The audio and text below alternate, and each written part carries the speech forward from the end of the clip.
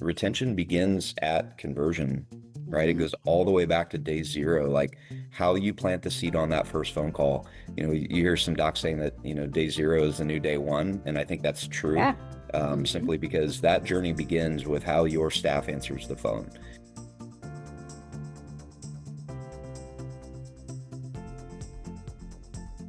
Hello, and welcome to Build Your Remarkable Practice podcast. This podcast is dedicated to chiropractors who are in the seasons of launching and building their practice. Join myself, Dr. Lona, and my co-host, Dr. Bobby, as we have conversations each week as it relates to building the practice of your dreams. And remember, you can have a remarkable practice as part of a remarkable life, not instead of one. We're here to lead you on the way.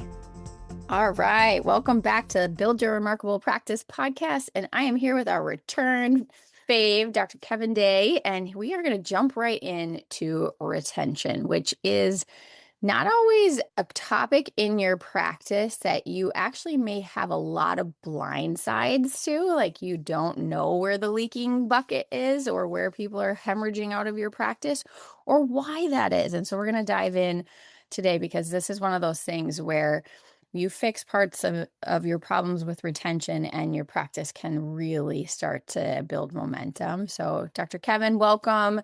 Let's jump right in. Yeah, thank you. Thanks for having me. Retention is, in my opinion, I think it's the best success strategy, not only for, the human that you're taking care of in front of yourself, but also for your practice and ultimately your community.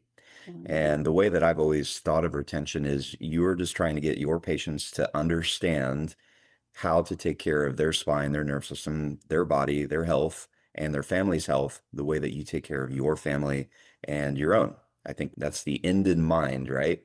And where I think so many docs get in trouble, and you probably see this, is they think that working on retention begins after the patient commits to care and after they've gone through their initial recommendations and they're like, okay, now I've got to try to do this. And I can't remember which coach within our organization said this the other day, but it was like the journey of 1,000 push-ups to get a patient to actually understand, why they should stay with us. Right. They start under care to solve a problem, but they stay under care to reach goals, I think is a big part of it.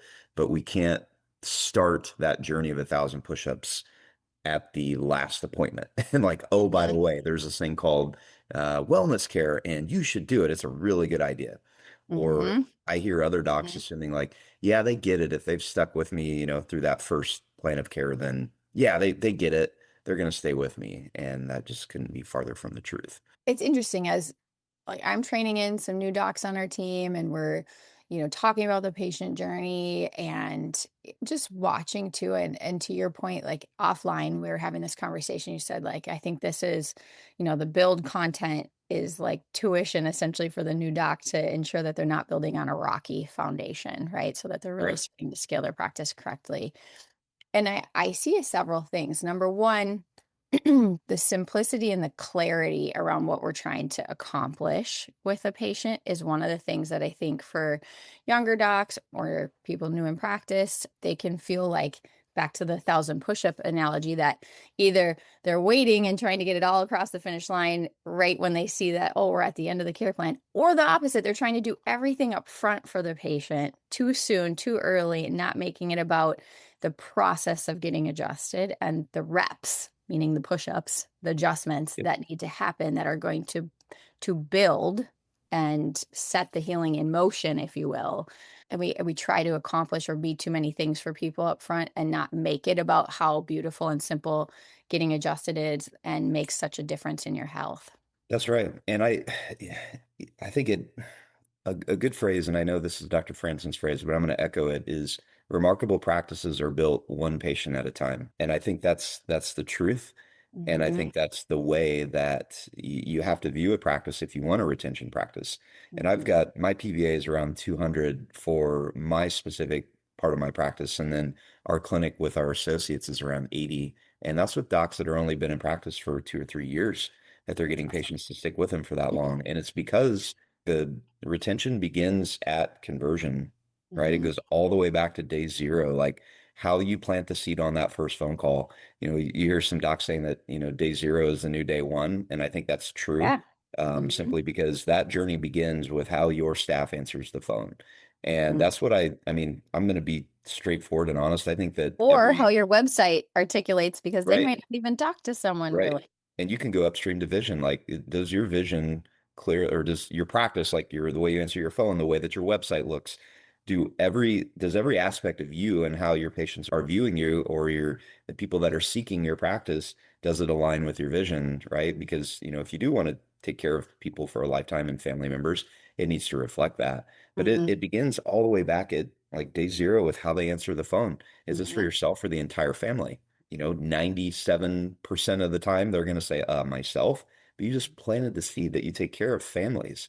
And so Hmm. that's where that journey really begins, and how your staff, walks through the door. But it's my honest opinion that I think anyone that's interested in like really making a difference in their community and wanting to build a foundation of a practice that is going to succeed for generations and for the duration of their career, I honestly think they need to develop a system. And I think that the TRP system is just that.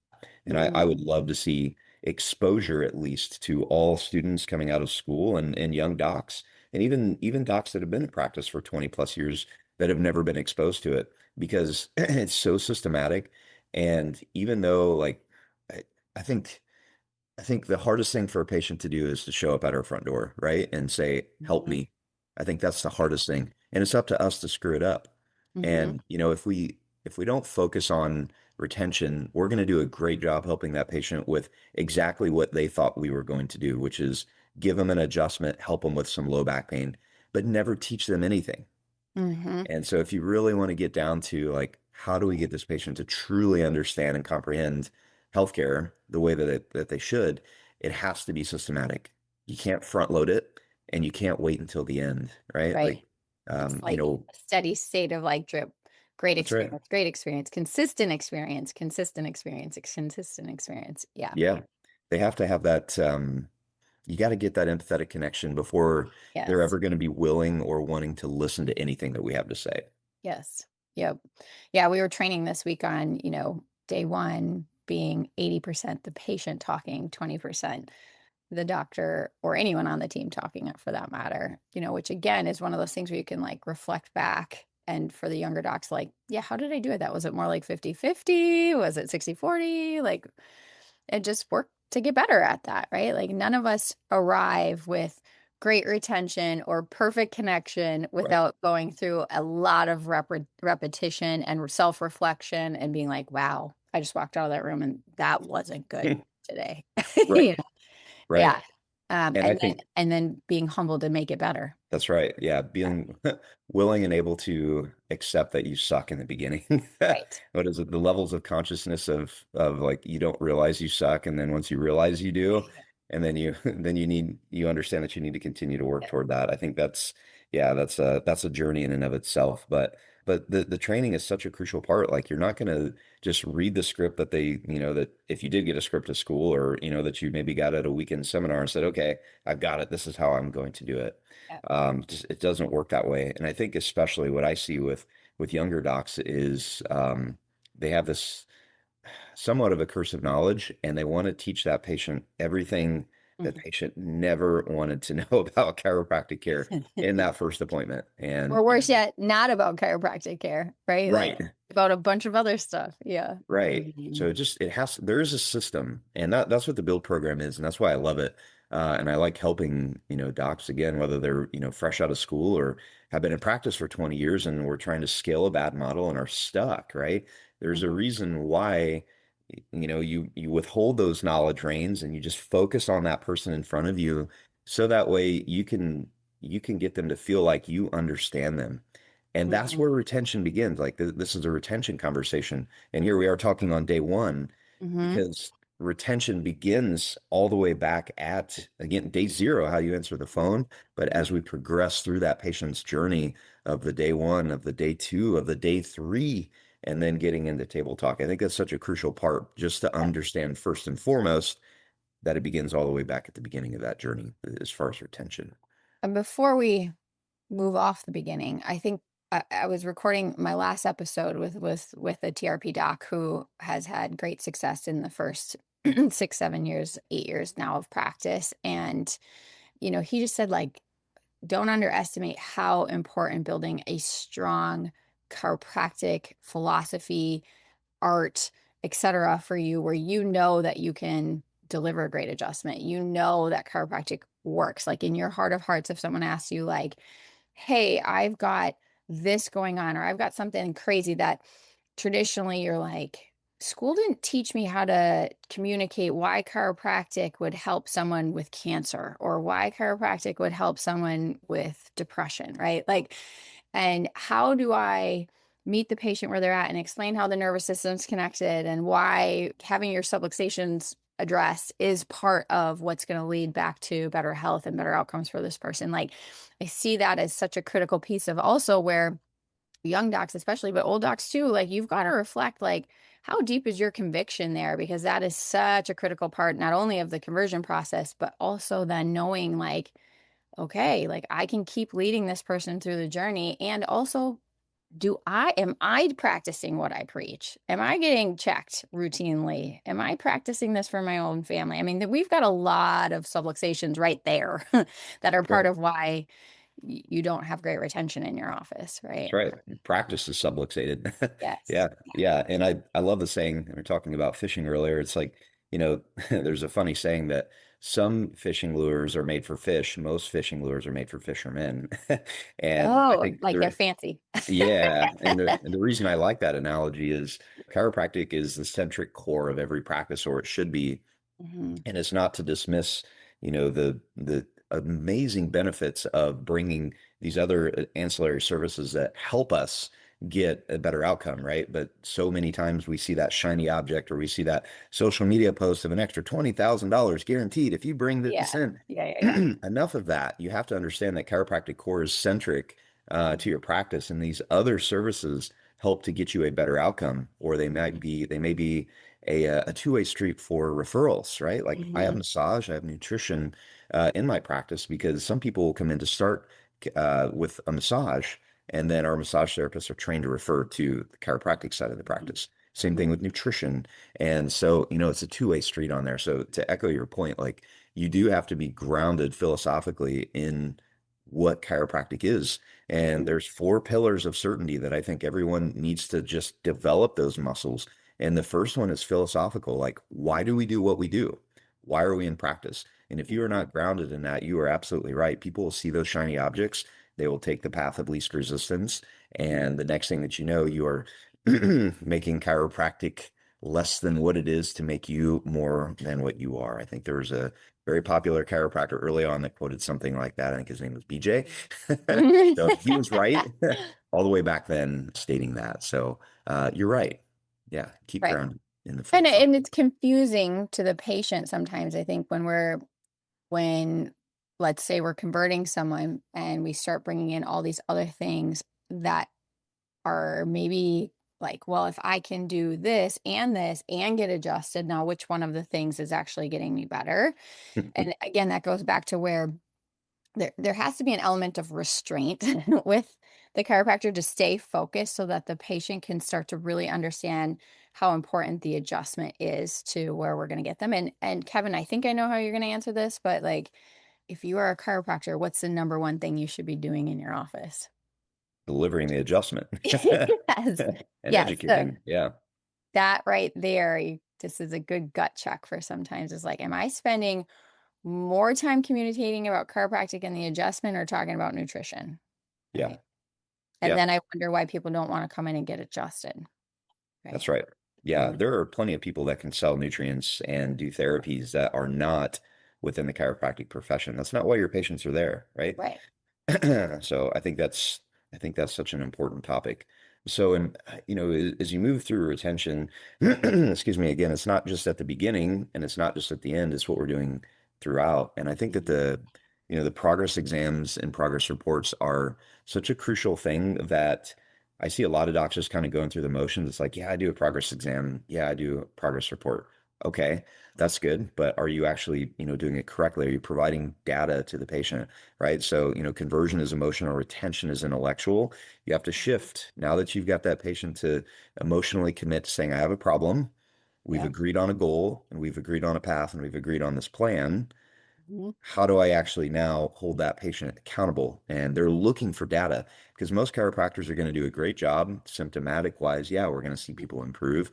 Now we have to get the patient to recognize and acknowledge like why they should continue to stay under care. That's the analytical side of the mind that requires data.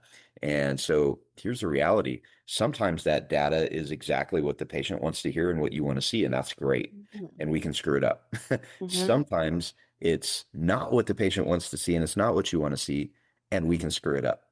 Mhm. And so I think Dr. Eric was talking about this the other day where it's like, there's so many scenarios with progress exams and progress reports. There's good outcomes with good compliance. Those are easy, but you can screw it up, right? Mhm. There are bad compliance and bad outcomes, and you can mess that up too. And you can have a good compliance and a bad outcome, and we can mess those up too.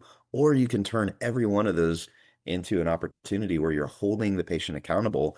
And in those scenarios where, let's say that it is a really good compliance, this patient's following through with everything that you're telling them to do, and they're just not there yet. Guess what? That's why we have philosophical certainty. It's like, I'm Mhm. on the right segment. I know I'm pushing on the right bone. Your Yep. body just needs more time to heal. And again, that's foundational, that we have to have that philosophical certainty. And I think the progress exams and progress reports are the next big step in that retention journey that a lot of docs are falling down on that the build program highlights beautifully. Yep. I want to tease that out for a second. Kevin, conservatively, in your first 5 years of practice, how many technique seminars and philosophical seminars or hours, or how ballpark, how much did you go to?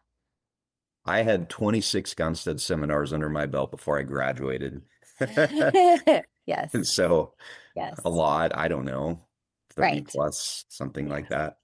So that's something right there where you're like, if you're like, I gosh, yeah, I don't know. A lot of times I'm second guessing myself. I might, and maybe that's why I'm scared to have re-exams sometimes because I don't know what the patient's going to say. Because I think there are docs, first of all, that don't even do them, and Yeah, second of all, that are scared to go in and see what the patient really wants to do next and have that connected conversation. And it's, I'm telling you, and I'm sure Kevin, you would feel the same, that your that right there, that feeling of like, gosh, I'm a little scared to say it. This is one of those things where it's like you just got to eat that for breakfast and go in anyways and have the connected conversation and keep getting better. It's kind of like when docs who maybe didn't care plan or didn't do a report of findings start to do a report of findings and actually tell the patient what they need and give them a plan and a path forward. All of a sudden the practice just gets so much more fluid, so much easier right. because everybody's on the same page. The same thing has to happen at these checkpoints along the way, um, because it's part of where you go alongside the patient and link arms and make sure that we are on the same page so that we're clear on the path forward. Right. That's right. They Yeah. hire us for our expertise and they pay us for our accountability. This is your opportunity to hold them accountable. Mhm. Do the recommendations for care that they agreed on, right? Remember problem, goal, path, plan. Mhm. They've agreed to all four of those, right? And this is where you get the opportunity to be their doctor, to be their leader, to be their Sherpa, and sometimes have those hard conversations with them. It's like, look, this is you're not following through with your side of it. This is Right. why. So I think it's an overlooked thing. I heard this many years ago and I've used it a lot since then, even though it's kind of a bad analogy, but the analogy was when an MD gives a prescription, right? And the prescription gets filled and they have to take a certain amount of pills every day. The MD isn't calling them after every pill saying, "Are you better yet? How's that going? How do you feel today?" Right? No, there's a part where they revisit. And I think sometimes that's another thing, especially younger docs just need to hear is like, there's a reason why we say 3 times a week, right? And that regiment of care needs to happen to set in motion the ability to heal, right? It's what happens Right. after the adjustment where that nerve supply is restored and the body can actually start to make a change and remodel itself and the pattern can shift. That sometimes too, it's almost like just give it some time, right? And that's why we Yeah. need to be very clear. Back to your original here is like, retention starts at conversion and how we're setting up that expectation. It's not about the symptoms, it's about the subluxation. The symptoms matter to the patient, and we need to communicate about it to get them to understand it's about the subluxations, and that's what we're taking care of, right? Yes, and that pivots into my third big topic on retention, which is again, we started off with what we're trying to accomplish is that patient comprehending how to take care of their body the way that we take care of ours. And so that comes to the third part, which is I think you can couple education and communication into it. Like, what are you teaching them and how are you teaching them, right? So yes, we're teaching them tableside throughout. Yes, we've got a day 2 report of findings, but there's some other big things that we need in order for the patient to understand why they should start under care and never leave us. And so I'm going to lump this together for time's sake, and we're going to say the education part of it where, yes, the better results, faster workshop is paramount. That's crucial. It's that bench press analogy of taking the bar 80% off your chest, 20%, that's the table talk. I like that analogy. So we do have to get the patient to the workshop to explain why, right? And it gives us the platform to do it. But there's such a great tool that I use regularly in my practice, which are body signals. And body signals is an entire program educating your patients on how to speak body. Healthy people express symptoms all the time. It's just a matter of how they manage them that determine their health outcomes, right? I always like to say it pays to be healthy if you get sick or if you do sickness, right? So that's part of the education ongoing process that, that you need to have for your patients in order for them to truly comprehend your role as their chiropractor in their healthcare. And so we host these workshops monthly, and that's what I absolutely love about the Build program is it's included in there, all the marketing and education. But if you want to really get down to like the nuts and bolts of retention, you have to educate your patients on a regular basis, right? You can't just teach them one thing and assume they're going to remember it for a lifetime. It just doesn't work that way.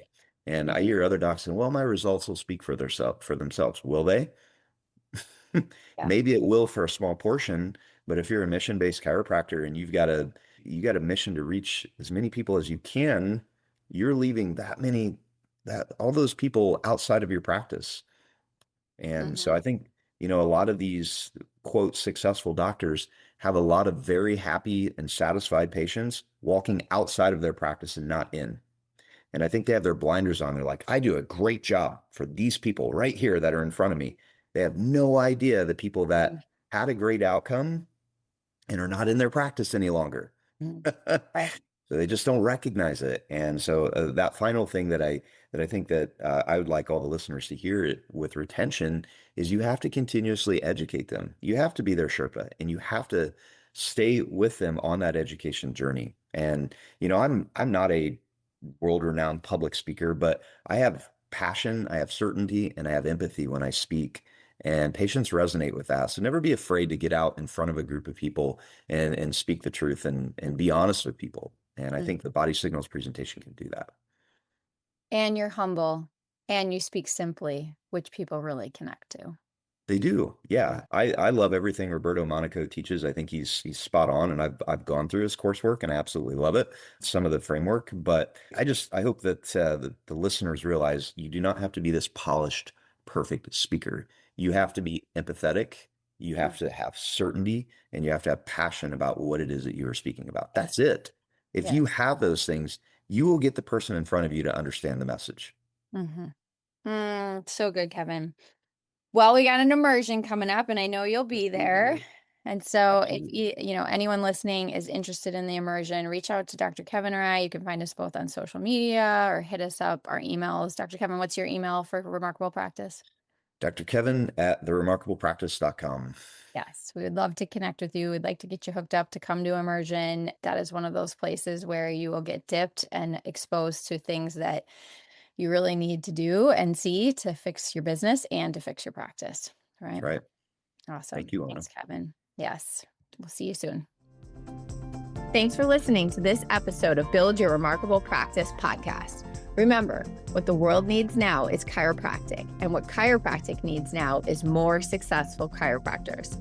If you like the podcast, please subscribe, share with your friends, and leave us a review.